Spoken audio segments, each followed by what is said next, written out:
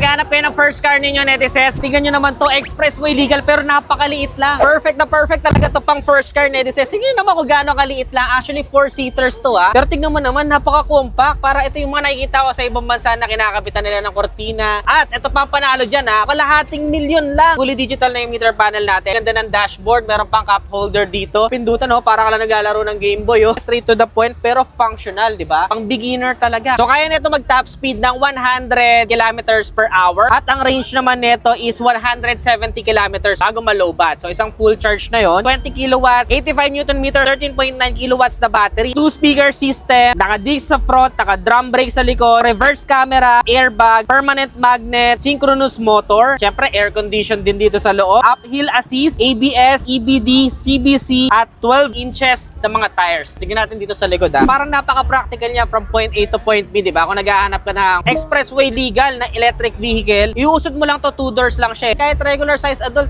di rin siya parang sobrang sikip. Pwede na, no? Para sa presyo niya. Tingnan natin nabubuksan pa yung likod. Napakaganda ng kanyang mga taillight. Buksan natin. Di ba? So may konti pa rin namang storage dito sa likod. Makakapaglagay ka pa rin ng konting mga gamit. Parang sobrang practical ng itsura niya, no? Side profile niya, netizens, so napaka-inviting, no? Ang liit lang niya, no? Charger niya nandito sa unahan. Pindutin mo lang yan. Para sa presyo ng 588,000 pesos, netizens. Sulit ba?